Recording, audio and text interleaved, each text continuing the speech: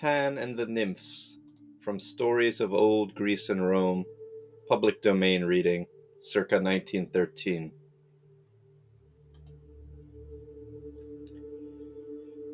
Pan, the god of the woods and the fields, god of the flocks and the herds, and the patron deity of all shepherds, was said to be the son of Mercury.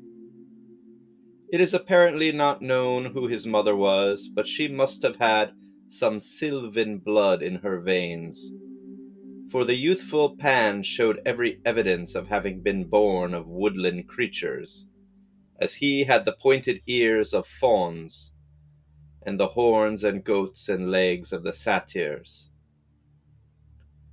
The story goes that his mother, whichever nymph it was of the many reputed to have borne him, was disgusted with his absurd appearance. She refused to own him for her child. However, Mercury was delighted with his son's grotesque figure, and took him to Olympus to amuse the gods.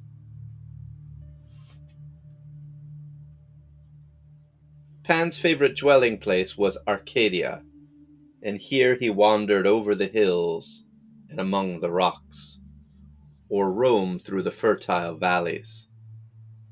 He delighted in hunting and amused himself with various pastimes, his especial pleasure being to lead in the dances with the nymphs. He was devoted to music and was usually seen playing on the syrinx, or the shepherd's pipes. He himself invented and named from a nymph whom he unsuccessfully wooed. The maiden Syrinx was a follower of Diana, and one day as she was returning from the chase, she met Pan, who immediately fell in love with her beauty and begged her to be his wife. The nymph had always scorned to listen to any lover, and Pan's appearance did not tend to soften her objections. So while he was praising her many charms and pleading for her love, she turned and ran away. The woodland god was not to be put off so lightly, however, and he promptly gave chase to the fleeting maiden, who, finding that her pursuer was gaining on her, called wildly on the river nymphs for help. She had by this time reached the water's edge, and just as Pan's arms were about to enfold her, the kindly nymphs changed her into a cluster of reeds. The god was much chagrined at the failure of his hopes. The god was much chagrined at the failure of all his hopes, humiliated. But since he could not have the living maiden, he determined to take whatever remained of the beautiful thing that had charmed him. So he gathered a bunch of the reeds, and after cutting them into unequal lengths, bound them together into a sort of shepherd's pipes. When he put the reeds to his lips, they gave forth the softest and most plaintive tones, and Pan called them the syrinx in honor of the nymph.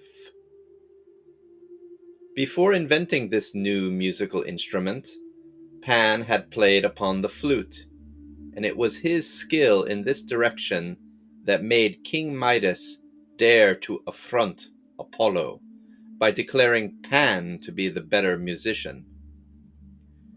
The god of the woods and fields was not, however, a frequenter of palaces, but made his homes in grottos and piped to the murmuring trees. He loved to prowl by night in lonesome places and lurk among the shadows, where some belated traveler, startled by the weird hoot of an owl, would see his grotesque form and rush away, filled with that unreasoning terror called panic. Pan's partners in the sylvan dance were the wood nymphs, who always welcomed him and his followers. When his days were spent among the mountain solitudes, the Oreads, or mountain nymphs, danced with him in the moonlight, and when he preferred to live in the valleys, the Dryads, or nymphs of vegetation, joined in the revelry, led by Pan and his company of fauns and satyrs. The Naiads, the beautiful water nymphs who dwelt in the clear depths of the fountains, did not come out of their quiet haunts to take part in the merriment. Nor did the shy hamadryads leave the safe shelter of their trees to mingle in the joyous dance. Among these latter nymphs, each had her particular tree, and lived and died with the one entrusted to her care. It was held, therefore, to be an act of wanton cruelty to destroy or even mar a tree, lest the hamadryad who inhabited it should be hurt and possibly killed. It was unwise to break off a flower recklessly or to pull it rudely from the earth, for in this humble form might be lodged the spirit of some woodland creature. Such a sad mistake did Dryope once make, and suffered for her carelessness by being changed from a mortal into a hamadryad. Dryope was a beautiful young princess, the wife of Andremon, and the mother of a golden-haired boy. Every day she carried her child to a small lake near the palace, and let him gather the gaily colored flowers that grew on the water's edge. One day, as she wandered by the lake, Dryope saw a lotus blossom and pointed it out to her little son, who immediately tried to pluck it. As it was much beyond his reach, his mother leaned over the water and broke it off by the stem. To her surprise, she saw drops of blood slowly oozing from the stem, and as the boy eagerly grasped the lovely flower in his chubby hand, a crimson stream trickled through his clasped fingers. He dropped the blossom with a frightened cry and ran screaming to the palace, while Dryope stood with a frightened cry, looking down, bewildered at the bleeding flower. Just then she heard a voice telling her that she had killed the nymph Lotus, who, to escape from the arms of the hateful god Priapus, had taken the form of a lotus. When Dryope realized the dreadful thing that she had unknowingly done, she turned pale with fright and would have hurried away from the unlucky spot. But when she tried to turn from the sight of the dying flower, she found that she could not move. Her feet seemed rooted to the ground, and as she looked down, she was horrified to see that a rough tree bark was beginning to enclose her limbs. With dreadful rapidity, it spread upward and soon encircled her whole body.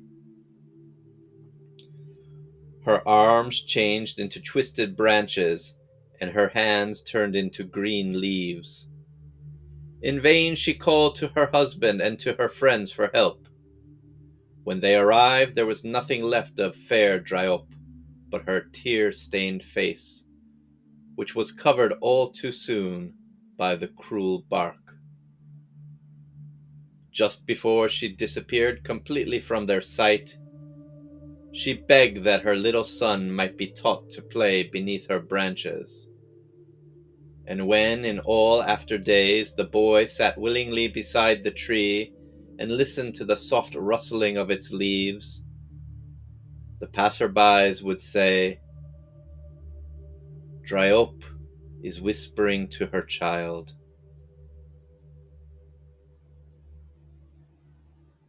The danger of recklessly destroying any tree is shown by the story of Erysichthon, who dared to defy the goddess Ceres, and so received a fitting punishment. There was a certain grove of trees sacred to Ceres, and among them was a lofty oak tree, on which votive tablets were often hung, and around which the nymphs and the dryads danced hand in hand. He ordered his servants to cut down this venerable oak, and when they hesitated, telling him that it was a tree beloved by the goddess Ceres, and should not suffer a sacrilege such as this, he seized the axe himself and made a deep gash in the trunk of the tree. To the great horror of those who stood by, red blood began to flow from the wound of the tree. And as he was about to deal the tree another blow, one of his servants caught at his arm, imploring him not to touch the oak again, for the blood showed that a hamadryad was being wounded. Maddened at this interference and determined to carry out his brutal will, he declared that he would cut down the tree, if by doing so he killed 12 dryads. He lifted his axe for a mighty stroke, and as the servant again sought to stay his arm, he turned fiercely and killed the servant with one swift blow of his axe. He then proceeded to fell the tree, and soon it was lying bruised and bleeding on the ground. The nymphs rushed to the goddess Ceres and begged her to punish this wicked violation of her grove. The goddess promised that his deed should not go unpunished, and sent an Oread to the remote part of Scythia, where the ice lies thick on the dreary soil, and the land is always desolate. Here dwell drowsy cold and paleness, as well as shuddering and dreadful famine. When the Oread drew near this barren country, she saw far off the gaunt forms of famine, pulling up with her teeth and claws the scant bit of vegetation that could be found here and there in the frozen earth of Scythia. The nymph did not want to linger near the dreadful form of famine, lest this hag should reach out her lean fingers and touch the nymph's robes. So she hurriedly delivered the message of Ceres and sped quickly back to her own fair land of Thessaly. Not daring to disobey the goddess's command, famine left her dreary country and sought out the home of Erysichthon. She found him asleep, and as he slept, she enfolded him with her wings and breathed into his nostrils her deadly breath. Then she returned to her frantic digging in the unyielding soil of Scythia. When Erysichthon awoke, he was at once consumed with a fierce desire for food. But however much he ate, his terrible hunger never ceased. All day long he devoured things greedily, but at night his hunger was still unsatisfied. His servants piled up food in enormous quantities before him, but the gnawing pangs of hunger never left him. He spent all his wealth in a vain attempt to buy enough food to appease the insatiable monster within him. But though he at last sold all that he had, even his house, even his clothing, it was not enough to buy him the food that he craved. There was nothing left for him now but his daughter, and frenzied by his hunger, he offered to sell her to a slave dealer. The girl pitied her father's sufferings and would have done anything to help him, but she resented his baseness in selling her, for she came of a noble family. While her purchaser was disputing with her father over the price, the maiden, who was standing on the seashore a short distance away from her new master, implored Neptune to save her from the disgrace of being sold as a slave. The kindly sea god heard her cry and changed her into an old fisherwoman. When the bargain between Erysichthon and the slave dealer was settled, the man looked around for his new purchase, but she was nowhere to be seen. The only person on the seashore, beside the brutal slavers, was an old woman who sat mending her net. The angry owner searched in vain for his slave, and even asked the fisherwoman if she had seen a weeping maiden. Unable to find the girl, he at last went away, concluding that Erysichthon's daughter had tried to escape, and so had been drowned in the sea. The maiden was rejoiced at her deliverance, but her cruel father, on seeing her regain her original form, decided that this was an easy way of making the money he desperately needed. So he sold his daughter again, and he sold his daughter again, and every time she sought out the help of Neptune, who obligingly turned her into many different shapes and forms. At last even this device failed to bring to Erysichthon enough money to meet the ever-increasing demands of his hunger. So in despair over the lack of food, he began to eat his own flesh. And in a short time, he had devoured so much of his body that death came to end his torment. So that in despair over the lack of food, he began to eat his own flesh. And in a short time, he had devoured so much of his body that death came to end his torment. And so was Ceres avenged. The Hamadryads were seldom seen by men, but people knew them to be both gentle and beautiful. That they could repay a kindness is well shown by the story of Rhœcus, who gained the love of one of the shyest of these nymphs. One day the youth happened to see an oak tree bent so far down by the wind that some of its branches were already broken. He propped up the tree and gently bound up the broken limbs. Then, as he turned to go, he heard a soft voice calling him. It was the Hamadryad, who had expected to die with her stricken tree, and was now so grateful to Rhœcus that she bade him to ask of her any reward he wished. The youth boldly asked for her love, and the nymph reluctantly yielded to his wish, promising to meet him at the oak tree each day just before sunset. To keep him mindful of the hour set for the tryst, she told him that she would send him a messenger, a bee, which would also guide him to the spot where she was waiting.